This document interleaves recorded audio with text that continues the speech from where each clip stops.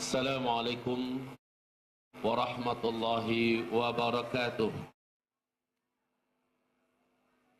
Alhamdulillah wassalatu wassalamu ala Rasulillah sallallahu alaihi wasallam. La haula wala quwwata illa billah. Allahumma salli wa sallim ala Rasulillah sallallahu alaihi wasallam wa ala alihi wa sahbihi wa man tabi'ahu bi ihsan ila yaumil qiyamah wa ba'du.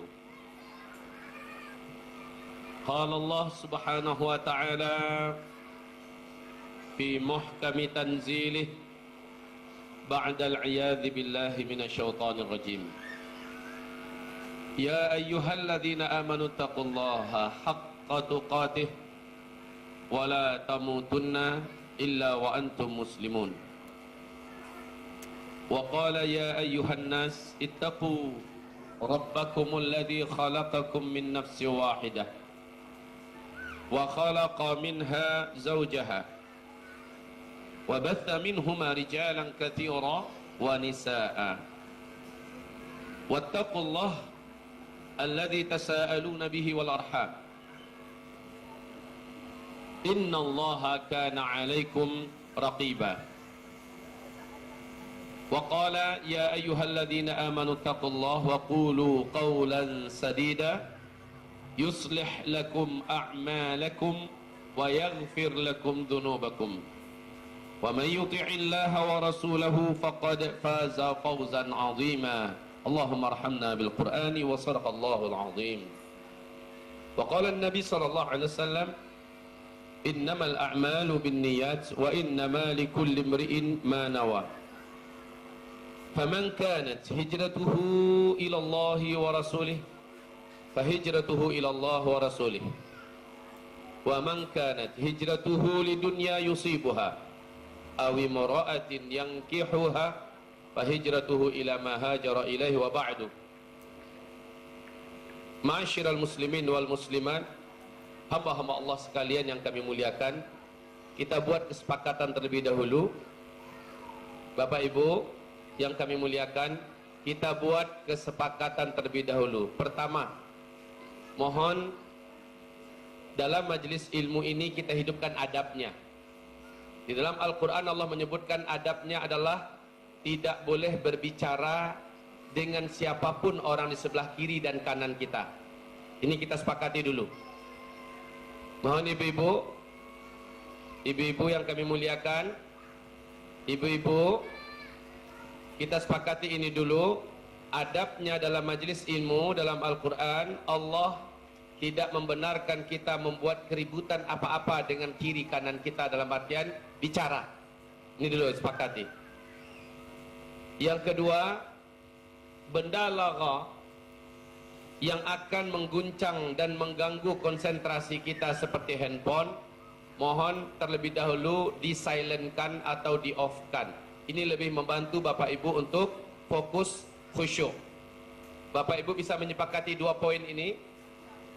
Ini yang paling zahir loh. Yang paling zahir, pertama, tidak berbincang dengan kiri kanan kita. Ini adab dalam majelis ilmu.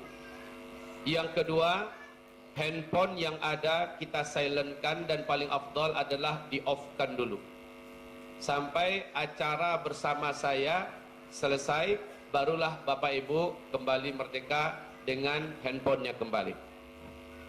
Jika kita sudah sepakati, maka kita mulai kepada kajian kita. Yang pertama saya sampaikan kepada Bapak Ibu, ini adalah zaman banyak manusia jahiliyah yang telah terbukti celaka. Anak-anak kecil sudah diumumkan sekarang, baru mulai masuk kelas 1 SMP, tamat SD sudah hamil. Bukan lagi barang baru. Anak tamat SD baru masuk SMP sudah hamil. Pertengahan kelas 1 SMP melahirkan anak pertama, dan bapaknya memalukan sekali. Bapaknya adalah kawan-kawannya sendiri, tetangga-tetangganya. Anak zaman sekarang sudah baligh sebelum akil. Padahal urutan dalam agama kita akil baligh. Tetapi kenyataan sekarang kita dapati fakta yang memalukan. Mereka terlebih dahulu baligh sebelum akalnya tumbuh. Libido dan hubungan seksual mereka lebih dulu awali pahami dari sebelum mereka paham mana yang hak, mana yang batil. Akal mereka belum cerdas, sementara insting seksual mereka sudah tumbuh berkembang lebih cepat dari umurnya. Padahal urutan seharusnya adalah berakal dulu, cerdas dulu, pinter dulu, baru masalah perkara yang sifatnya biologis tumbuh bersamaan dengan akalnya yang sudah cerdas. Sekarang tidak begitu. Payakumbuh, Ikatan Dokter Indonesia untuk kota Payakumbuh, kabupaten 50 kota terbaru ini, Bapak Ibu sudah dengar semua, yang sudah dicek dari anak-anak pelajar kita, lebih 50% anak-anak remaja kita SMP ke atas sudah tidak gadis lagi. Dua Jumat yang lalu, Bapak Ibu ikut mendengarkan berita ini mungkin. 2 Jumat yang lalu, seorang anak sanawiyah perempuan main ke rumah kos-kosan laki-laki dan maaf ketangkap basah berhubungan intim di situ.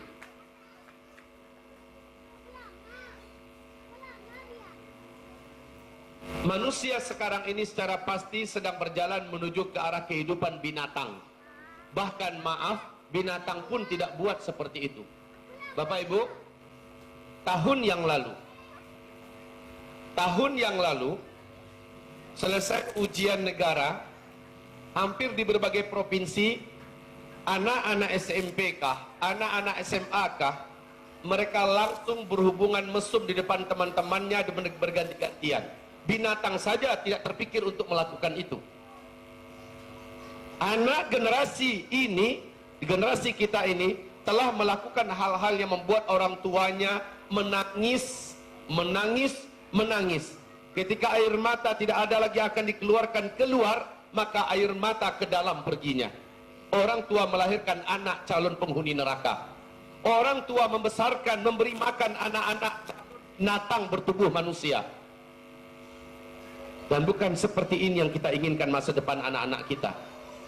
Peradaban barat, gaya pendidikan barat yang menjadi kiblat bagi bangsa Indonesia hari ini, terbukti hanya melahirkan generasi yang telah kehilangan identitas. Generasi sekarang mau ospek, Bapak Ibu lihat di YouTube, apa kegiatan anak sekarang ketika ospek? Innalillahi wa inna ilaihi raji'un. Tak pantas saya sampaikan di sini dan tidak perlu saya sampaikan. Ospek apaan yang seperti itu? Kaum muslimin yang kami muliakan, mereka yang tamat langsung coret pakaian, pergi ke pop, pergi ke tempat dunia yang ada di situ, kemudian gemerlapnya, mereka berdansa, mereka pesta, mereka makan keras, mengkonsumsi barang-barang haram, lalu setelah itu bermesum berganti-gantian. Kemudian tindakan anarkis oleh para pelajar di mana-mana, kelahi di sana sini, berbunuh-bunuhan di sana sini. Akan jadi apa masa depan bangsa ini? Tidak ada yang bisa diharapkan sesungguhnya dari pola pendidikan barat. Bahkan barat sendiri hari ini, Amerika, Eropa yang menjadi kiblat dunia katanya hari ini kaum muslimin telah kehilangan generasi 2 tingkat. Tingkat pertama, mereka benar-benar telah kehilangan generasi. Tingkat kedua, mereka tidak punya generasi.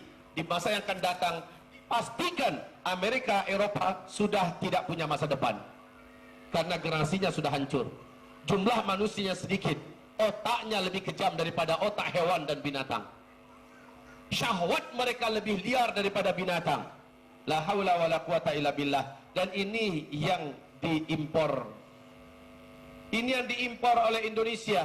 Pola pendidikan ala barat. Dibangga-banggakan, dielu-elukan. Padahal manusia-manusia di sana berjalan menuju kepastian kepada kehancuran. Bapak Ibu, anak-anak kita akan menghadapi zaman lebih keras daripada zaman yang saat ini Bapak Ibu lihat. Dalam hadis sahih Bukhari Muslim, Rasulullah sallallahu alaihi wasallam bersabda, ada yang bisa bantu pindahkan ini ke belakang? Sebaiknya saya tidak usah pakai ini kalau bisa dibantu, karena ini akan mengganggu gerakan saya. Ini nggak apa-apa. Ini.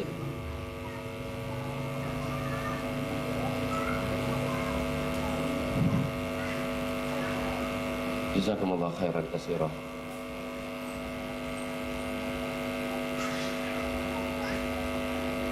Jazakumullah khair. Barakallahu fiik. Bapak Ibu yang kami muliakan, masa depan bangsa ini sudah hilang. Mereka tidak punya harapan. Bangsa Indonesia saya maksudkan. Bangsa Indonesia tidak punya masa depan dan tidak punya harapan. Dan maaf, kalau kita boleh sedikit berharap, masa depan itu adalah pada anak-anak kita. Masa depan itu, masa depan negeri ini, bangsa ini adalah pada bangsa di mana ada kita di dalamnya, ada anak-anak kita. Ibu, saya minta izin ya, Ibu. Saat saya bicara, Ibu, saat saya bicara, saya dulu yang bicara. Kita sepakati tadi dari awal, adab majelis ilmu tidak berbicara dengan kiri kanannya. Saya yang berbicara sekarang. Saya minta izin. Setelah itu selesai, Bapak Ibu punya waktu yang luas, seluas-luasnya untuk bicara dengan teman-temannya. Sepakat? Sepakat? Saya minta izin. Ini kesepakatan kita yang kita akan terus pegang sampai kapanpun. Dalam majelis ilmu, adabnya tidak berbicara kiri dan kanan, dan tidak berbicara bahkan dengan handphone. Mari kita lanjutkan. Hamba-hamba Allah yang saya muliakan, la mustaqbala illa fi dinillah. Tidak ada masa depan kecuali apabila masa depan itu kita serahkan kembali ke dalam pangkuan agama Allah. Al-mustaqbal lil Islam. Masa depan hanya untuk Islam. Baik, Ibu tahu tidak? CIA Amerika Serikat di New York Times. Amerika Serikat punya intelijen khusus Pak, namanya CIA. Di New York Times, mereka memberikan pernyataan yang spektakuler. Apa kata mereka? Masa depan Barat Eropa sudah berakhir. 2020 menurut analisa dan hitungan mereka, khilafah Islamiyah akan kembali memimpin dunia. Ini menurut CIA Amerika Serikat. Jika ini benar, maka siapa yang mereka maksud yang khilafah Islamiyah? Bukan ISIS. Bukan. Akan tetapi bangkitnya peradaban murni kembali, di mana telah disiapkan generasi-generasi yang cerdas. Di usia dini, di usia belia, mereka sudah pantas menjadi para pemimpin seperti zaman dulu. Sejarah telah membuktikan. Bila benar 2020, ada berapa tahun lagi sekarang Pak? Ada berapa tahun lagi sekarang? Hanya 5 tahun. 2016, 2017, 2018, 2019, 2020. Seandainya benar, menurut KGB, intelijen Rusia, bahwa puncak dan jaya-jayanya khilafah Islamiyah ke depan, menurut hitungan mereka, adanya 2025. Itu dah puncaknya Pak. 2025. Kalau CIA mengatakan startnya 2020, maka KGB Rusia mengatakan 2025. Ibu dapat bayangkan, ke depan apakah masih bahasa Inggris yang akan menjadi bahasa kiblat? Tidak. Yang menjadi bahasa kiblat adalah bahasa Arab kembali. At-tarikh yu'idu nafsah. Sejarah akan mengulangi kembali dirinya. Lebih 12 abad Islam memimpin dunia. Dalam 12 abad, orang-orang kafir di Eropa, musyrikin di Eropa, seluruhnya merasa hidup nyaman, aman, damai dalam pangkuan khilafah Islamiyah. Dan itu sudah dekat Pak waktunya. Tak mungkin kan yang akan mengisi khilafah itu anak-anak hancur macam sekarang? Tidak mungkin. Yang bisa mengisinya siapa? Anak kita, anak ibu, anak bapak, anak saya. Begitulah Pak. Yang akan mengisi peradaban ke depan, yang akan menjadi leader-leader di masa yang akan datang, menjadi pemimpin-pemimpin yang memegang urusan umat di masa yang akan datang dalam skala regional, dalam skala internasional, adalah anak-anak kita yang kita didik dengan agama sejak dari sekarang. Dan ingat, dalam sejarahnya, pendidikan anak itu startnya umur 5 tahun. Secara formal ya, berakhirnya umur 18-19 tahun. Dan di situ mereka sudah pantas menjadi seorang gubernur. Mereka sudah pantas menjadi seorang mufti besar skala negara. mereka sudah pantas menjadi panglima tempur, mereka sudah pantas menjadi seorang menteri, bahkan menjadi sultan, menjadi raja di beberapa wilayah kekuasaan Islam. Ini sejarah. Sebenarnya Pak, kalau di kita sekarang usia 25 masih kuliah nggak? Mubazir. Memang menuntut ilmu itu sampai mati, betul.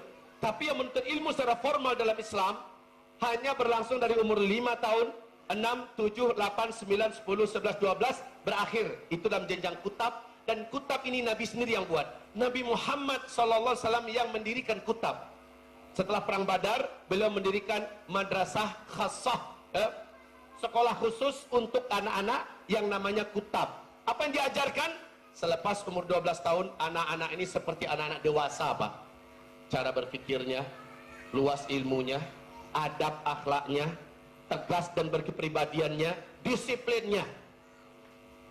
Lepas dari kutab, anak dilanjutkan ke madrasah. Ini dalam sejarah Islam. Di madrasah umur 13 tahun sampai umur 18-19 tahun. Selesai dari situ, mereka pun menjadi orang-orang nomor 1 bersebaran ke muka bumi ini. Dalam sejarahnya, coba lihat bagaimana Rasul. Kan ada bahasa model kobo. Ada bahasa seperti ini. Kalaulah jadi batuang, payah untuk dibantu. Betul enggak? Kalau sudah menjadi betung, maka susah untuk dibentuk. Tapi kalau dari rebung, terus dia kepada anak masih bisa dibentuk. Ya, ternyata Rasulullah dalam proses pendidikannya kepada para sahabat membantah semua teori yang tidak benar itu. Manusia tetaplah manusia, sampai kapanpun dia punya fitrah di jiwanya. Yang membuat dia menyimpang dan sesat selama ini adalah setan jin, setan manusia menjadikan dia keluar dari fitrahnya. Tapi apabila dia ditarik kembali kepada fitrah, dia akan kembali lurus seberapapun umurnya. Coba saya tanya Pak, masyarakat jahiliyah seperti apa yang dihadapi oleh Nabi Muhammad SAW, Bu? Umar bin Khattab itu masuk Islam umurnya berapa? Umar bin Khattab masuk Islam umurnya berapa? 36 tahun. Abu Bakar masuk Islam umurnya berapa Pak? 38 tahun. Itu udah umur yang istilahnya lah payah untuk dibantu. Betul nggak? Menurut orang sekarang, kalau kamu bantu itu anak ketek sebelah balik bantuannya dulu. Itu bahasa kita selama ini. Ternyata Rasulullah bahkan ada yang lebih tua darinya masuk Islam. Ada umur 50 seperti Sayyidina Hamzah dan sebagainya. Seluruhnya ketika ditarik ke dalam Islam, dan Nabi tidak merelakan seluruh sahabatnya dididik oleh apapun bentuk ilmu di luar daripada Al-Quran. Jadi mereka dikembalikan kepada sejatinya fitrah, yaitu yang turun dari langit, Al-Quran. Sampai-sampai Umar bin Khattab baca lembaran-lembaran Taurat. Bertanyalah Rasulullah kepada Umar, ma biyaminika ya Umar. Hai Umar, kamu baca apa? Di tangan kananmu kamu lagi pegang apa, hai Umar? Umar menjawab, innaha suhufu Taurah ya Rasulullah. Ini adalah lembaran-lembaran Taurat ya Nabi. Marah Rasulullah, merah mukanya, berubah warna matanya. Dan Rasulullah berkata, hai Umar, kau masih baca suatu kitab yang mana Allah turunkan untuk saya lebih baik dari apa yang kau baca. Wallahi, kalaulah Musa hari ini hidup, wahai Umar, Musa akan jadi pengikut saya, Musa akan menjadi pelayan saya. Kenapa engkau baca Taurat? Coba lihat Pak, sedangkan Taurat saja dibaca oleh sahabat Nabi nggak rela sebelum sahabatnya menamatkan Al-Quran. Nabi tidak rela sampai sahabatnya menamatkan Al-Quran. Bahkan Nabi Muhammad pun melarang, jangan dulu kalian fokus dengan hadis-hadisku, fokus dengan Al-Quran dulu. Nah sekarang bedanya Pak, anak-anak kita bahkan sendiri, maaf ya Pak ya, bapak sendiri, anak-anak kita jangankan lagi ya, bapak sendiri, ibu sendiri, sampai seumur begini udah ada yang tamatkan Al-Quran belum? Membahasnya, membedahnya, tafsirnya, ayat demi ayat sampai tuntas, dari Al-Fatihah sampai An-Nas. Ada yang udah tamat belum? Ada yang belum? Ada belum? Belum. Sementara kita sudah mempelajari berbagai macam ilmu. Dalam adabnya, sebelum Al-Quran selesai, kita tidak dulu membukakan pintu untuk ilmu-ilmu yang lain sampai tuntas Al-Quran. Adabnya begitu. Karena adab ini dilanggar, lihat, generasi kita hari ini belajar ilmu-ilmu dari barat. Sebelum benteng mereka kokoh, sebelum Al-Quran mereka matang, Sebelum Al-Quran mereka masak, sebelum mereka faham Al-Quran ayat demi ayat, juz demi juz, dari Al-Fatihah sampai An-Nas, mereka sudah dicekoki dulu ilmu fisika, ilmu biologi, ilmu IPA, ilmu kimia, ilmu matematika, ilmu lain-lainnya bukan tidak berguna. Tetapi ini nanti, selesaikan dulu Al-Quran, konsepnya begitu. Coba lihat, setelah Nabi tidak ada, satu sahabat dari seluruh sahabat jadi pemimpin besar dimanapun mereka berada. Coba silakan baca dalam buku 100 tokoh paling terberpengaruh di dunia oleh Michel Jihad. Dalam tulisannya ini, beliau mengatakan, padahal itu orang Kristen loh Pak penulis buku ini, Kristen Ortodoks, ya. Beliau menulis buku ini. Apa katanya? Manusia paling berpengaruh di muka bumi ini adalah Nabi. Kemudian ada jajaran nama para sahabat mengalahkan Nabi Isa alaihissalam, seperti Umar bin Khattab mengalahkan Nabi Isa. Ini menulis orang Kristen loh. Coba lihat ketika para sahabat ini yang dulunya awam, ummi, tidak pandai tulis baca, berperilaku seperti bangsa jahiliyah yang Bapak Ibu dengar dalam sejarah. Maaf ya Bu, wanita digilir seperti seekor induk ayam digilir oleh ayam jantan. Anak-anak kecil yang wanita dikubur hidup-hidup. Minum minuman keras menyebar di mana-mana dan menjadi tren hari-hari. Menumpahkan darah perkara yang ringan dan gampang. Betul-betul tidak ada penghormatan kepada agama, tidak ada. Jahiliyah, ya jahiliyah. Tapi ketika Islam datang, 23 tahun orang-orang yang katanya lah kareh membatuang, ternyata dirubah menjadi manusia-manusia paling sempurna Pak. Bukan hanya manusia di bumi yang mengagumi. Turun nggak ayat dari langit yang mengagumi para sahabat? Surat apa? Ali Imran ayat 110. Allah puji, kuntum khayra ummatin ukhrijat linnas ta'muruna bil ma'ruf wa tanhauna 'anil munkar wa tu'minuna billah. Kamu adalah manusia-manusia terbaik yang diturunkan, yang dikeluarkan, yang dihadirkan, ditampilkan dalam panggung peradaban sejarah hidup manusia. Para sahabat yang dimaksud Pak, manusia yang katanya sudah menjadi batuang, nggak mungkin dirubah, apalagi anak-anak kecil. Sedangkan yang besar-besar saja dapat dirubah oleh Islam ini. Ibu, mungkin beberapa orang di antara ibu dulu tidak kenal dengan jilbab, atau maksudnya tidak peduli dengan jilbab, apalagi di dalam ini. Sekarang Islam telah merubah ibu. Dulu mungkin tidak terpikir oleh ibu akan menyekolahkan anak ke sekolah-sekolah yang seperti ini, karena dianggap sudah tidak punya masa depan. Terbukti masa depan yang diberikan oleh sekolah-sekolah ala barat adalah masa depan hewan, masa depan binatang yang tidak ada masa depan, tidak di akhirat, di surga, apalagi juga di dunia. La haula wala quwata illa billah. Masa depan itu adalah di tangan Islam. Wajar dan sangat wajar kalau pada hari ini ibu-ibu, saya katakan di Jabodetabek, Jakarta, Bogor, Depok, Tangerang, Bekasi, ya, bahkan sekarang sudah merembes sampai ke Bandung, beberapa daerah Jawa, kutab diserbu oleh para orang tua. Madrasah bahkan tutup pintu, tidak lagi bisa menerima murid. Padahal ini sekolah, Bapak Ibu yang kami muliakan, tidak menjanjikan ijazah formal-formalan. Tapi sebaik mereka tahu, kutab adalah masa lalu Islam yang pernah berhasil ratusan tahun melahirkan generasi-generasi gemilang di usia belia, dan mereka tahu kutab seperti ini kembali hidup dan bangkit, maka mereka bergerak memasukkan anaknya. Kata mereka, biar anak saya tidak PNS, biar anak saya tidak punya pekerjaan yang melamar kerja ke sana kemari, tapi anak saya adalah manusia yang menyembah Allah.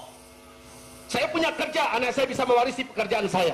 Ini para orang tua, dan maaf, yang memasukkan anaknya ke sana adalah orang-orang tua menengah ke atas Pak, orang-orang yang berpendidikan tinggi. Dia tidak lagi melihat masa depan anak itu pada ijazah. Maaf, Bapak sudah tahu bobroknya model pemerintahan kita sekarang. Bapak Ibu sudah mengenal masa anak kita akan dimasukkan ke situ. Contoh ya, untuk jadi orang jujur di pemerintahan kita, dia akan ketendang, Pak. Maka orang-orang jujur benar-benar merasa memegang batu bara. Orang-orang istiqomah, orang yang amanah ada di jajaran pemerintah kita ada, tapi berat bagi mereka, Pak. Mereka dikucilkan, mereka dimusuhi. Mau kaya, maaf sekali lagi, nggak akan mungkin dengan gaji yang sudah dipatok. Harus pandai nilai sana sini.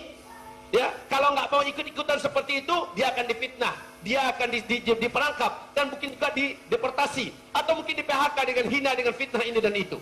Dan lebih baik apabila kita mempersiapkan anak kita untuk menjadi manusia yang mampu membuka lahan kerja daripada mencari kerja.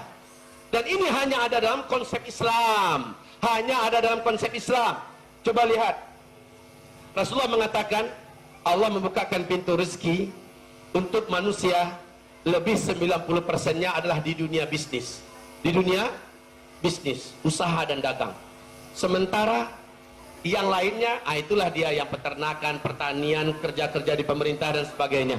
Bapak Ibu yang kami muliakan, masa depan anak kita bukan menjadi seorang pecundang yang membawa ijazah ke sana kemari, tetapi masa depan anak kita menjadi leader, menjadi para pemimpin, imam dalam ketakwaan, imam dalam kehidupan, dan membukakan lahan-lahan kerja. Dan itu hanya mampu dilakukan oleh orang-orang yang berilmu. Ari Ginanjar, pemilik ESG, di masa-masa emasnya dulu, beliau pernah mengatakan, setelah riset ke seluruh dunia, tokoh-tokoh besar dunia mengatakan, CEO ke depan, leader-leader di masa yang akan datang, 10 tahun dari sekarang seterusnya. Waktu itu beliau menyampaikan pada tahun 2004, 10 tahun dari sekarang dan seterusnya, yang dipercaya, yang dicari, dan yang akan memegang kendali dunia adalah orang-orang yang punya basic agama yang jelas. Orang-orang Islam paling dicari di masa yang akan datang. Dan ini star. Kita star di mana peradaban ke depan sekali lagi akan dipegang oleh anak-anak kita, di mana mereka punya pemahaman agama yang benar, ketaatan, kesolehan, kejujuran, keamanahan, dan kedisiplinan tingkat tinggi. Dan mereka adalah abid-abidullah, hamba-hamba Allah Subhanahu wa taala, bukan ahli syahwat, karena seperti ini mulai tidak dipakai. Sebentar lagi Bapak Ibu yang kami muliakan, kita akan lihat hancurnya moral penguasa-penguasa di seluruh dunia ini. Setelah hancur, akan bergantilah dengan generasi yang dijamin akan datang. Dalam surat An-Nur ayat 55 menurut CIA 2020 starnya, menurut CIA 2020 starnya, surat An-Nur ayat 55 tidak akan kita tafsirkan menurut CIA tentu, tetapi kita yakini dia pasti akan datang. Hanya pernyataan CIA dan KGB Rusia ini adalah menstimulus, memberi semangat kepada kita bahwa memang waktunya sangat dekat. Bapak Ibu yang kami muliakan, lihat, hanya dalam 23 tahun kan, level sahabat saja yang orangnya sudah besar-besar, ibu-ibu usianya sekarang ada enggak yang sudah di atas 50 tahun? Saya rasa belum ada kan? Mungkin saya perhatikan sekarang rata-rata di atas usia 30 dengan 40. Betul Bu? 1-2 mungkin yang antara 40-50. Ini adalah usia para sahabat masuk Islam. Bapak juga begitu. Saya belum lihat di sini ada yang di atas usia 50 tahun. Kalau saya salah, tolong kasih tahu. Kalaupun ada, yang pasti belum ada yang di atas umur 60 tahun. Udah ada yang di atas 60 tahun belum kan? Belum kan? Bapak sudah sampai 50 Pak? Belum kan? Belum. Makanya saya katakan inilah usia-usia Bapak dilamar oleh Islam di masa Nabi Muhammad. Berarti kalau batuang tuh Pak, ya kan sudah betung namanya itu, tapi bisa dibentuk. Yang bisa membentuk hanyalah Islam. Tapi murni mereka diarahkan dengan Al-Quran. Al-Hufaz, salah satu lembaga pendidikan Al-Quran yang sudah mulai merambah ke tingkat yang lebih tinggi. Kita sudah menyediakan fasilitas madrasah. Yang putra sudah berjalan di tahun pertama ini, dan baru 6 bulan berjalan, ini masuk bulan ke-7. Bapak Ibu bolehlah survei ke sana, walaupun belum begitu maksimal, tapi kami sudah boleh sedikit berbahagia dan berbangga hati mempersembahkan pada Bapak Ibu. Anak-anak kita yang masuknya masih ada yang liar, masih ada yang sangat binal. Masuk, baru beberapa bulan mereka mulai ditertibkan.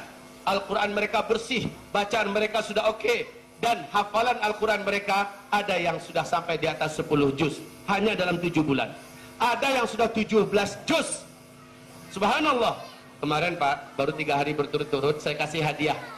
Kita kasih hadiah anak-anak kita yang hafalnya di atas 10 juz dalam 10 bulan, dalam 6 bulan ikut training latihan memanah dan berkuda profesional di Okura Pekanbaru. Ya. Kita ikutkan mereka pelatihan ini. Dan ketika mereka ikut lomba, bahkan ada salah seorang anak madrasah kami yang juara satunya jumping, membawa kuda sambil loncatkan balok-balok. Hanya latihan dalam 3 hari. Al-Quran mereka oke. Kami ingin mereka menjadi atlet yang tangguh, yang juga dapat dibanggakan untuk tingkat nasional. Memanah ini juga seperti demikian. Al-Qurannya oke, hadisnya oke, ilmunya oke, ibadahnya jangan ditanya, dan leadernya muncul. Sementara mereka ahli dalam masalah kegiatan-kegiatan fisik yang sunnah. Sementara di tahun terakhir program kita, anak ini diasah kemampuan kemandiriannya dalam berwirausaha. Apakah di dagang, apakah di pertanian, di peternakan, di otomotif dan sebagainya. Bapak Ibu, untuk tahun ini yang putri kita buka. Madrasah Putri, insya Allah tempatnya di Sicincin. Madrasah Putri kita buka lepas tamatan SD. Bapak Ibu jangan pusing lagi, kemana saya akan masukkan anak saya, lanjutan dari Hufaz ini lanjutnya kemana. Insya Allah sudah tersedia Madrasah Putri, tapi dengan super ketat memang. Untuk tahun ini kami hanya akan terima 14 orang saja. 14 orang saja, dan itu harus melalui seleksi yang ketat. Bapak Ibu, kartu pendaftarannya ada di Hufaz kita. Silakan Bapak Ibu mulai melirik-lirik, pelajarilah. Kalau seandainya Bapak Ibu punya anak yang mau tamat, perempuan mau tamat SD, maka memenuhi kualifikasi enggak? Masukkan. Mereka kita persiapkan bagaimana calon menjadi ibu-ibunya para ulama. Karena masa depan wanita adalah menjadi seorang istri. Masa depan wanita adalah menjadi seorang ibu. Dan bagaimana menjadikan ibu-ibu yang tangguh, ibu-ibu yang militan, ibu-ibu yang kuat agamanya, yang terjaga kesuciannya, yang terpelihara kehormatannya, berilmu yang luas, dan mampu mendampingi kebangkitan Islam. Ibu-ibu macam ini yang kita persiapkan, dan itu harus anak-anak kita. Itu harus anak-anak ibu, di mana ibu akan berbangga hati di hari kiamat. Dia yang membela kita, dia yang tampil di hadapan Allah melindungi kita. Saat kita harus terseret ke neraka, dia yang keluarkan kita. Kita ingin punya anak yang seperti itu. Maka Bu, itu hanya bisa ibu buat di dunia ini sekarang. Jangan sampai di akhirat lah ka melangkah wak ke surga lai, awak dielo di anak awak kapai ka mama. Dan ka masuk surga lai. Cek dulu mak, amak dulu masukkan dan ke sekolah iko. Ke sekolah itu nak kenal dan juga agama sarelo dah. Enggak ada mak, amak harus bertanggung jawab di hadapan Allah. Dan tak kenal juga agama secara baik. Dan tak elok agama secara bana. Amak sangat elok surangnya. Aden tunti amak di hadapan Allah. Anak-anak macam ini akan banyak baku parak basiarak nanti di hari kiamat. Al-akhillau yawma idin ba'duhum li ba'din adu illal muttaqin. Pada hari kiamat, anak ayah akan saling bertengkar dan bermusuh-musuhan. Mak dengan anak akan saling berseteru dan salah menyalahkan, jatuh menjatuhkan. Suami istri akan saling berantam, salah menyalahkan, sesal menyesali. Pada hari kiamat, seluruh orang yang dulu dekat di dunia saling mencintai akan saling benci membenci. Pada hari kiamat, illal muttaqin, kecuali orang yang ketika hidupnya di dunia membangun kedekatannya dan membangun rumah tangganya di atas ketakwaan kepada Allah. Suami berkata pada istri, Dek, anak-anak kita ke depan kita masukkan ke pesantren ya. Kita masukkan ke tahfiz, kita masukkan ke madrasah. Bang, nanti masa depan anak kita agak kurang terjamin. Salah kamu, Dek. Justru masa depan anak kita ada di dalam pangkuan agama Allah Subhanahu wa taala. Lalu istrinya sepakat, baik Bang. Kalau memang abang sepakat begitu, adek juga sepakat. Yang penting kita kompak. Ini namanya dibangun rumah tangga di atas ketakwaan namanya. Lalu istri berkata kepada masnya, Mas, ya awak ada Jawa kan ya? Udah, Wan, aju, belelok lah mencari rezeki, biasa ketek tapi halal, berkah, ijan dibawa pulang dan membuat kami karuah panganah. Darah kami akhirnya tabaka de api, dek kan makan yang haram. Sakit naba aduh asa berkah. Nampal yang rancak tu banyak tapi berkah. Istri selalu ingatkan suami, bukan bakar-bakar suami, pangkit udah lebih tinggi tapi anak buah dal dulu punya oto. Aku no pangkit Tuh, pandai-pandailah ada di kantua. Kan mulai mengajak yang tidak benar. Yang seperti ini akan menjadi bermusuh-musuhan nanti pada hari kiamat.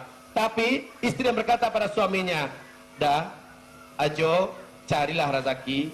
Kalau nak cupik di kantua, carilah di luar kantua dengan cara-cara yang halal. Kalau memang bisa dia menolong di rumah, dia tolong dah. Tapi nanti ikut sepakati hasilnya adalah untuk modeko dah. Anak wak biaya di pesantren anu. Biarlah mahada tetapi berkualitas, berakhlak mulia dan menjadi orang-orang yang diharapkan menjadi pemimpin-pemimpin ketakwaan di dunia, pemimpin-pemimpin manusia di dunia. Baik, ibu-ibu yang kami muliakan hamba Allah, al-akhillau yauma idzin ba'dhum li ba'din adu. Seluruh orang yang dakik dulu dia orang yang dakik di dunia. Seluruh orang yang dekat dengannya dulu di dunia. Ibu suaminya, suami istrinya. Bapak pastikan ayat ini akan ketemu nanti pada hari kiamat. Sangat banyak suami yang kelahi dengan istri.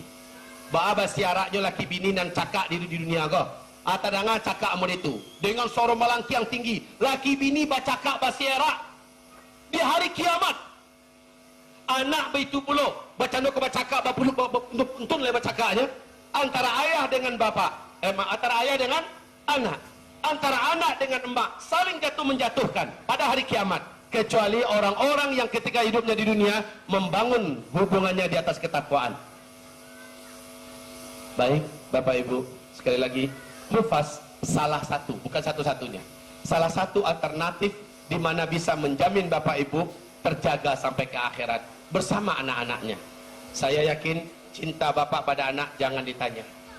Cinta ibu pada istri pada anak jangan ditanya. Maaf, cinta ibu pada suami pada anak jangan ditanya. Tapi cinta ini semuanya semu dan tak berharga, tak berarti jika tidak diisi dengan agama, tidak diisi dengan Al-Quran. InsyaAllah kita berharap di Hufaz bapak semuanya akan ikut dibina, dibimbing.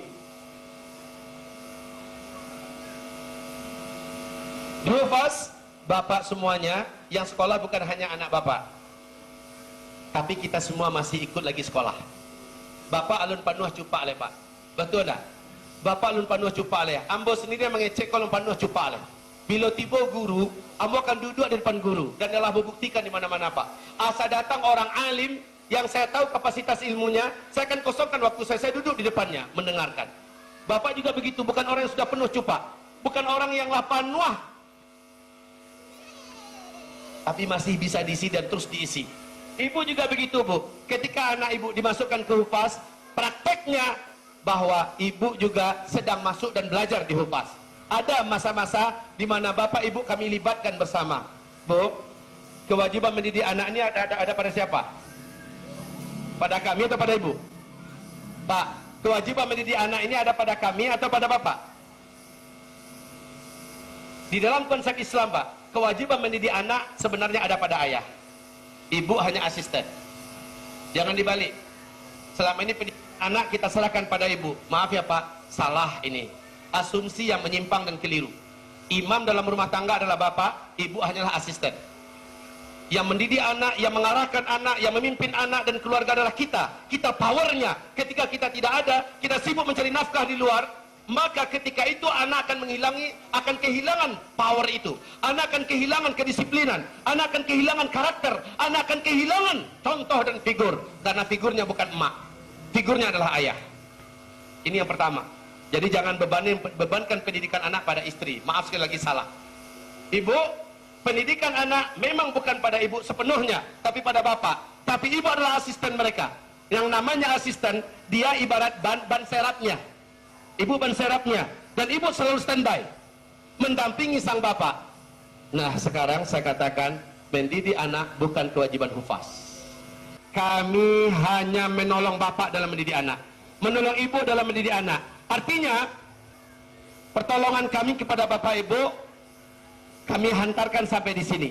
Bapak ibu lanjutkan di rumah begini. Pak, ibu, mungkin ada di antara kita yang sudah ngulang duduk bermajelis dengan saya. Tahukah bapak ibu, tingkat pendidikan yang diberikan oleh sekolah paling maksimal, dan itu pun tingkat kutab dan madrasah loh pak. Pendidikan terbaik di alam semesta ini adalah pendidikan yang dibawa oleh Nabi, kutab dan madrasah.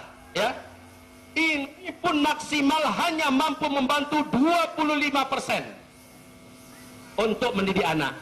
Berapa persen? Berapa persen? Bu, berapa persen? Kalaupun Bapak Ibu masukkan anaknya ke kutab, kalaupun Bapak Ibu memasukkan anaknya ke madrasah setelah itu, mampu hanya ditolong 25%, dan itu sudah kutab yang terbaik, madrasah yang terbaik. Maknanya 75% adanya pada Bapak dan Ibu. Tapi nak berilmu dah Pak Ustaz. Bapak Ibu lah yang mengontrol jalannya ilmu yang diberikan di kutab dan di madrasah. Bapak Ibu lah yang memberikan contoh. Agunoyo, kami di Siko melarang anak-anak jangan nonton TV ya, bahaya. Bapak sepakat nggak? Tontonan yang ada di TV tidak ada yang mendidik sekarang. Sepakat nggak? Sepakat tidak? Kami sekarang ajarkan pada anak-anak Bapak, bahaya TV itu begini nak, bahaya nak. Nanti sambil dengarkan berita saja wanitanya sudah setengah telanjang. Ditambah lagi acara ini, acara itu, semuanya berbahaya nak. Tiba di rumah apa yang malam-malam mau di muka TV. Tiba di anak menganakan awak, ya, janganlah nonton TV, kata ustazah, kata ustaz kami, kan begitu kan? Ini bahaya. Ang tawa di anak kita, yo bayu di anak kita. Masuklah bilik ada, masuklah angkat bilik ke sini. Sementara kita teruskan, ini juga masalah ya Pak. Kalau orang tua tidak kompak dengan hufaz, maka pendidikan anak yang diharapkan tidak akan jalan. Bagaimana mungkin kami mengajarkan sementara Bapak Ibu menghancurkan ajaran kami? Kami menyampaikan Bapak Ibu yang tidak sepakat dengan penyampaian itu. Ketika kita katakan nak, kalau azan masuk berkumandang segera wudhu, ambil sajadah, sholat. Yang laki-laki ajak orang tuanya pergi ke masjid. Sampai di rumah orang tuanya sambil metik rokok, main game. Waduh, apa lo main game di rumah? Salat Pak, kumusaji apa? Dulu lang. Dia mengatakan begitu, dulu lang. Aja sok siak lo, ngade lo kang aja. Bagaimana ini akan mungkin? Bapak ingin anaknya soleh sementara Bapak toleh. Ada beda antara soleh dengan toleh. Toleh itu kebalikan daripada soleh. Bapak ingin anaknya soleh sementara Bapak sendiri toleh. La. It not use, it not work. Ya, tidak akan bisa berfungsi seperti ini. Harus ada keteladanan. Kami ngajarkan, Bapak di rumah praktekkan. Baru jalan Pak. Jadi Bapak harus tahu apa yang sudah kami ajarkan. Dan Bapak praktekkan di rumah. Nak, masuk WC baca doa apa nak? Allahumma inni a'udzubika. Maaf, sampai sekarang ada nggak ayah di antara ayah anda ini, di antara bapak-bapak ini, ada nggak yang sambil masuk ke WC anaknya ingatkan baca doa, anak baca apa? Kaki kiri ya. Maaf, ini kami sudah ajarkan di sekolah. Sementara Bapak tidak pernah mengingatkan di rumah. Ini akhirnya Pak lemah pembelajaran yang ada di sekolah. Bangun tidur, anaknya bangunkan. Ini udah mau subuh nih, ya. Mulai, Nana, wudhu sayang, orang udah mau azan. Kita ke masjid yuk. Ketika anaknya bangun, ayo baca doa dulu. Apa doanya? Sudah berapa kali Bapak praktekkan ini pada anak-anak kita? Kalau belum, Bapak wallahi demi Allah masih berhutang pada anak-anak Bapak. Bapak masih berhutang pada anak-anak Bapak. Kami sudah ajarkan di sekolah. Bapaklah yang akan mengingatkan hari-hari kepada si anak. Makan minumnya dengan tangan kanan, dengan membaca bismillah. Lepas makan juga baca doa apa. Bapak Ibu, pendidikan ini ada di pundak Bapak Ibu, bukan di kami. Kami membantu, menolong, sifatnya begitu. Maksimal yang bisa diberikan oleh pendidikan seperti ini hanya 25%. Ini paling maksimal. Selanjutnya ada pada Bapak Ibu. Nah, kalau sudah lewat di usia kutab, 12 masuk 13 tahun, Bapak Ibu sudah ringan banget. Anak sudah beradab, anak sudah sopan sama ayah. Ngomong Bapak, langsung dia hormat dengan apa yang dikatakan oleh ayahnya. Bicara ibu, dia akan dengarkan. Apa perintah Bapak, dia cepat kerjakan. Pasti enak punya anak macam itu Pak. Sementara orang-orang tua sekarang diimbau anaknya sekali nak tipu, dia dipanggil anaknya kedua kali, nggak datang. Dipanggil ketiga kali, awak di pencariannya. Menggadu siang mah, itu kecilnya orang kayaknya Pak. Menggadu saya kau mah. Saya lagi sibuk, makin. Saya lagi sibuk, bersenda gurau dengan kawan-kawannya, nonton segala macamnya. Ibu tidak dihargai Bu. Apa anak macam ini? Sekarang banyak yang seperti itu. Anak-anak tidak hormat pada orang tuanya. Ini sudah lahir pada zaman ini. Bahwa anak-anak orang tua akan melahirkan tuan-tuannya. Ada dengar hadis ini? Anak-anak akan orang-orang tua melahirkan tuan-tuannya. Orang anak-anak Pak, lama saya menyuruh, lama saya nasi mak. anu le, lama nama masak mah. Kau baju kumah lu lama cucian le. Dia tidak hormat sedikit pun. Tiba dia apa betuju. Akhirnya anak-anak bosan karena bapak coba tegas, tapi tidak dibarengi ilmu. Tidak sesuai dengan yang diajarkan di sekolah dengan yang bapak praktekkan selama sehari-hari. Akhirnya si anak mulai lari dari bapak. Bapak kehilangan anak. Bapak sudah habiskan umur untuk menafkahinya, mencarikan duit untuk sekolahnya dan segala macamnya. Ternyata si anak bukan milik bapak, dia menjadi lawan bagi bapak.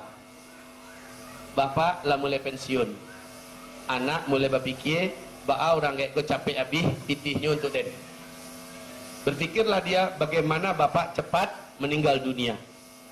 Alun meninggal, pak lain mulai bercakapnya memperabaikan harta warisan yang awak mencari. Sangat malang orang tua yang seperti ini, pak. Yang diharapkannya indah lagi awak, bukan lagi kita. Yang diharapkannya adalah harta yang kita tinggalkan. Maka sangat malang orang tua dan sangat rugi kalau dia mewariskan untuk anak-anaknya harta. Orang tua yang benar dia wariskan untuk anak-anaknya adalah ilmu dan agama. Selesai. Setelah itu anak-anak silakan hidup dan cari harta sendiri. Yang benar, pak, harta yang kita cari, anak kita sudah di atas 15 tahun umurnya, maka harta itu sebaiknya bapak bawa ke akhirat. Itu yang paling benar. Sehingga Nabi dalam hadis Sahih Bukhari Muslim, bu, ibu ada punya emas nggak di cincinnya, di jarinya? Punya emas di sini, punya emas di sini, atau disimpan, atau ada tabungan di rekening banknya? Ada nggak, bu? Ada ya, seberapapun itu. Maka apakah itu milik ibu? Apakah itu milik bapak atau milik orang lain? Nabi bertanya dalam hadis Sahih Bukhari Muslim, ayyukum maluhu ahabbu ilaih min mali ghairih. Manakah di antara kamu yang harta milik pribadinya lebih dia cintai atau harta milik orang lain? Aluna ahabbu ilaina min mali ghairina. Ya Rasulullah, harta kami lebih kami cintai daripada harta orang lain. Maka kata Nabi sallallahu alaihi wasallam, maluka ma qaddamta wa malu ghairika ma akharta. Hartamu adalah yang engkau persembahkan untuk Allah, yang engkau persembahkan untuk agama Allah, itu hartamu. Sementara harta orang lain yang engkau tumpuk-tumpuk, simpan di rekening bank, belikan ke tanah, bangunkan rumah, lalu engkau meninggal, semuanya jadi untuk siapa? Semuanya jadi untuk siapa? Ahli waris gak? Itu berarti harta untuk orang lain. Dan Nabi mengatakan khasara, khasara, rugi. Awak nambah situngkin mencari siang malam, menghabiskan umur, menghabiskan masa muda sampai kita keriput, sampai meninggal. Pencarian kita untuk orang lain, yang orang lain itu akan menjadi seteru dan musuh kita pada hari kiamat. Padahal dalam konsep Islam, kewajiban bapak, ibu menafkahi anak, khusus laki-laki hanya umur 15. Satu, anak-anak ini sudah wajib pandai mencari nafkah sendiri. Untuk wanita 16, 17, 18 dalam konsep Islam dinikahkan dengan lelaki yang soleh, maka sampai di situ. Selebihnya pencarian bapak ibu bawa ke akhirat, sedekahkan, infakkan, dia bawa untuk beribadah. Anak-anak kita mencari sendiri. Itu konsep Islam. Sehingga sangat cepat anak-anak dalam Islam itu dewasa. Dia tahu kewajibannya setelah umur 15 tahun, saya harus pandai mencari nafkah sendiri. Karena iman sudah ada, ilmu sudah ada, mereka mencari dengan jalan yang benar.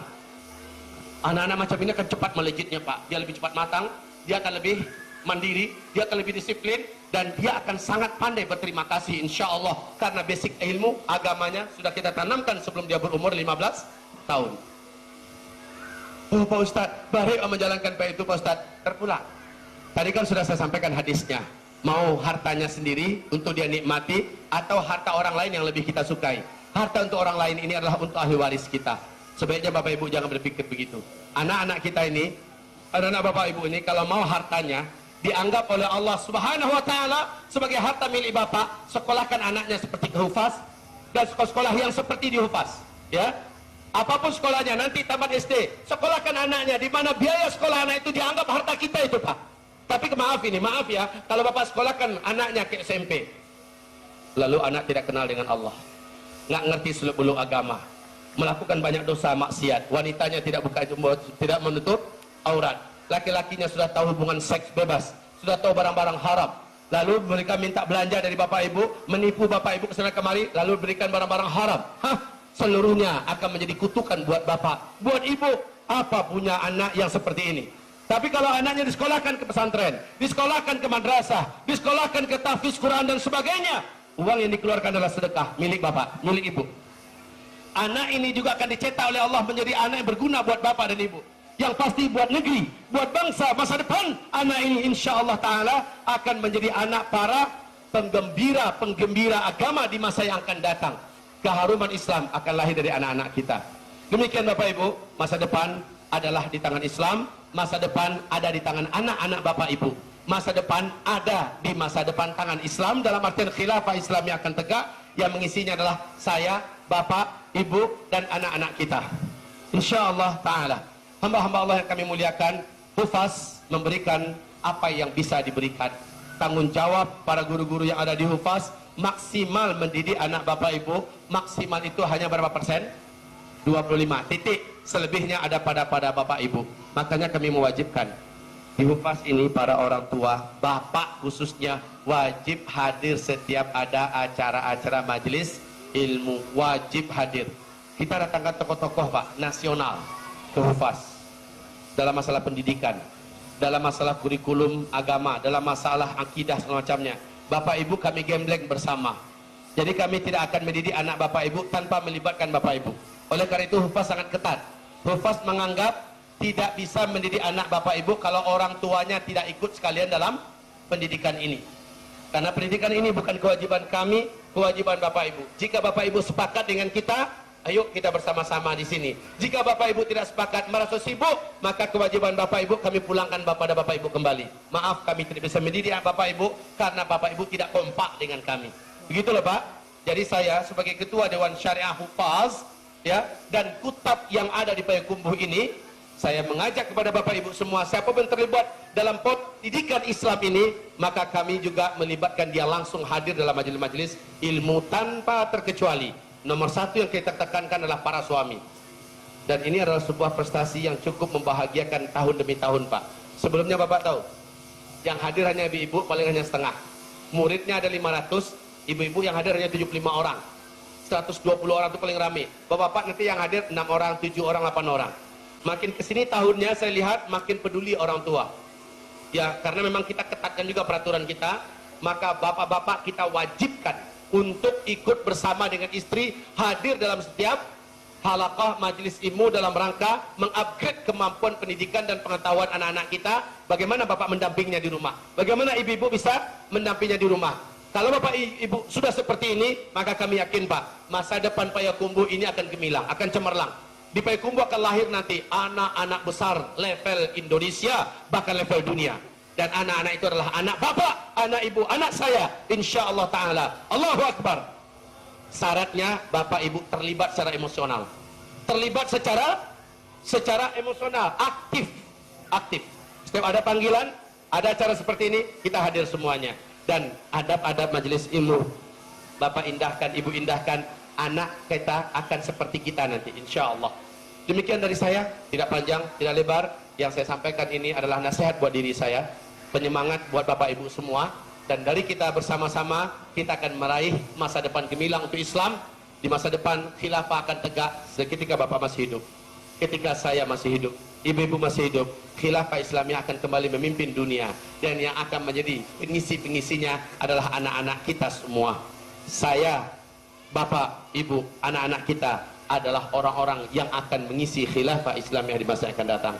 Demikian, mari kita akhiri dengan istighfar, lalu membaca surat Wal Asri. Astaghfirullahalazim. Alladzi la ilaha illa huwal hayyul qayyum wa atubu ilaih. Astaghfirullahalazim. Alladzi la ilaha illa huwal hayyul qayyum wa atubu ilaih. Astaghfirullahalazim. الذي لا إله إلا هو الحي القيوم وأتوب إليه من كل معاصي والذنوب لا حول ولا قوة إلا بالله أستغفر الله اللهم صل وسلم على رسولك النبي الكريم محمد صلى الله عليه وسلم يا الله يا رب العالمين صل وسلم على هذا النبي الكريم محمد صلى الله عليه وسلم وعلى آله وأصحابه ومن تبعه بإحسان إلى يوم الدين. Ya Rabb kami, wahai penguasa langit dan bumi, wahai penguasa dunia dan akhirat, kami adalah milik-Mu, hamba-Mu, dan seluruh apa yang ada pada kami adalah milik-Mu ya Allah. Kami seluruhnya pasti kembali kepadamu. Ya Rabb, padang mahsyar adalah tempat di mana mahkamah terlengkap yang paling rapi, paling teliti dan paling sempurna akan kami jalani satu persatu ya Allah. Kami akan mempertanggungjawabkan di hadapan-Mu semua apa yang kami buat ketika kami hidup di sini, di dunia ini ya Allah. Ya Rabb, sungguh siapa yang Engkau debat dalam hisab-Mu, dia pasti diazab. Dan sungguh siapa yang tidak akan didetail pertanyaan kepadanya, dia selamat. Kami mengakui ya Allah, dalam hidup ini yang telah berlalu dari umur kami, sangat banyak larang-larangan-Mu yang masih kami injak. Sangat banyak perintah-perintah-Mu yang belum kami terapkan. Hitam, kotor dan busuk masa lalu kami ya Allah. Kami mengingat banyaknya salat yang masih kami telantarkan, puasa yang belum kami penuhi, masih banyaknya ya Allah puasa-puasa yang belum kami ganti, zakat yang tidak mau kami keluarkan. Kaki ini menginjak ke tempat-tempat mesum dan maksiat, tangan ini telah melakukan hal-hal yang memalukan. Ya Allah, mata pun telah menonton dan melihat apa-apa yang Kau haramkan. Telinga, bibir telah banyak berdusta. Ya Allah, telah banyak bersumpah palsu, telah banyak menyakiti, telah banyak mengatakan kata-kata yang Engkau murkai. Otak ini telah melakukan banyak mesum dan maksiat ya Allah. Hati kami pun ya Rabbal Alamin telah keruh dengan ketamakan pada dunia. Cita-cita kami selama ini adalah duit, bukan Engkau, bukan akhirat, bukan surga. Ya Allah, ya Rahman, ya Rahim, kami telah menjadi budak-budak nafsu kami selama ini. Kami telah menjadi budak syahwat, kami telah menjadi budak dunia ya Allah, dan kami belum sepenuhnya untuk menjadi budak-Mu ya Allah. Padahal kami milik-Mu, kami kembali kepadamu. Ya Rabb, ya Rabbal Alamin, kami sudah sangat dekat dengan ujung akhir umur dunia ya Allah, dan sangat dekat masa hisab kami. Sungguh kami mengangkat tangan tinggi-tinggi kepadamu, wahai Zat yang Maha mendengar. Masa lalu kami itu ya Allah, ampunilah seluruh masa lalu kami ya Allah. Ampunilah seluruh masa lalu kami ya Allah. Janganlah sampai masa lalu kami terulang kepada anak-anak kami ya Allah. Janganlah sampai perbuatan bodoh kami itu dilakukan kembali oleh anak-anak kami ya Allah. Janganlah sampai ya Allah masa lalu kami yang hina, masa lalu kami yang busuk kembali dibuat oleh anak-anak kami dengan versi yang lebih memalukan ya Allah. Ampuni dosa-dosa kami, bantu kami dalam mendidik anak-anak kami ya Allah. Bantu kami dalam mengarahkan anak-anak kami ya Allah. Bantu kami, tolong kami agar menjadi orang-orang tua yang beriman, orang-orang tua yang soleh dan taat, dan memiliki anak-anak yang bisa meniru kami ya Allah. Ya Allah, tolonglah setiap orang di antara orang-orang tua yang ada di Hufaz saat ini ya Allah. Ya Rabbal Alamin, tolonglah para orang tua, bapak-bapak dan ibu-ibu ini ya Allah. Tolonglah kami semua ya Rabbal Alamin, agar kami mahir dan pandai dalam mendampingi anak-anak kami menjadi anak-anak yang cerdas, menjadi anak-anak yang brilian, menjadi anak-anak yang Engkau banggakan di langit, menjadi anak-anak yang Engkau banggakan di bumi, menjadi anak-anak yang menggenggam masa depan. Ya Rabbal Alamin, ya Allah, ya Rahman, ya Rahim, berilah dan bantulah kami semua dalam mencari nafkah yang halal untuk kami berikan kepada anak dan istri kami, untuk kami belanjakan buat membiayai sekolah anak-anak kami ya Allah. Lindungi kami dari rezeki-rezeki yang haram, rezeki-rezeki yang syubhat. Lindungi kami ya Allah, para orang tua, agar Engkau tidak membukakan kepada kami jalan-jalan haram. Ya Allah, kuatkan iman kami untuk mampu menepis yang haram, untuk mampu menolak yang haram, dan untuk mampu hijrah dari yang haram. Ya Rabb, ya Rabbal Alamin, ya Rabbal Alamin. Ya Allah, jadikanlah kami, istri-istri kami, anak keturunan kami, keluarga yang satu di dunia ini, satu kelak di padang mahsyar dan tidak saling bermusuhan, dan satu dalam surga-Mu ya Rabbal Alamin. Ya Allah, Ya Arhamar Rahimin, tolonglah lembaga pendidikan Al-Hufaz ini ya Allah. Tolonglah para guru-gurunya, tolonglah para pembina pendidik yang ada di sini, para ustad-ustadnya ya Allah, tolonglah para dewan syariahnya ya Rabbal Alamin. Sesungguhnya kekuatan adalah dari Engkau, pertolongan hanya milikmu, hanya Engkaulah yang akan menurunkannya. Ya Allah, pandaikanlah para guru-guru yang mendidik di sini, cerdaskan dan ikhlaskanlah mereka. Bukakanlah pintu rezeki untuk hufaz ya Allah. Bukakanlah pintu rezeki untuk hufaz ya Allah. Bukakanlah pintu rezeki untuk hufaz ya Allah. Lepaskanlah hufaz dari segala belitan dan beban-beban hutang yang terjadi karena untuk mendidik umat ini, karena untuk membangun bangunan-bangunan buat mendidik hamba-hambamu ya Allah.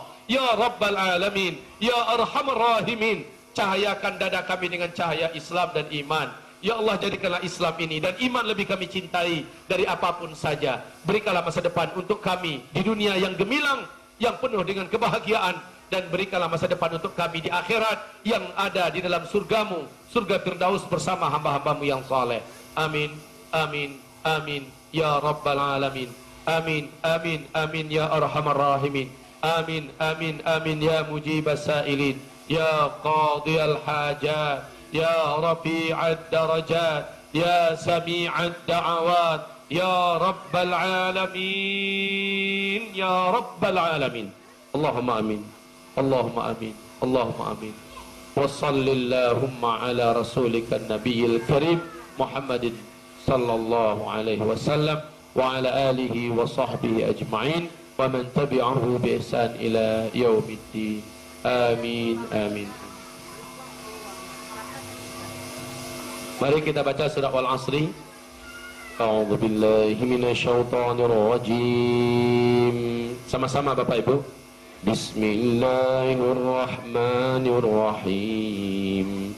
Wal 'asri innal insana lafi khusr illa alladhina amanu wa 'amilus salihat wa tawassaw bil haqq wa tawasaw bis sabr. Allahumma irhamna bil Quran. Shadaqallahul azim. Demikianlah yang benar dari Allah dan dari Rasulnya, yang salah adalah dari saya dan dari syaitan yang terkutuk. Allah dan Rasulnya berlepas diri dari kesalahan dibuat oleh hambanya. Kita tutup dengan membaca doa kafaratul majlis. Subhanakallahumma wa bihamdika asyhadu an la ilaha illa anta astaghfiruka wa atubu ilaik. Walhamdulillahi rabbil alamin. Wassalamualaikum warahmatullahi wabarakatuh.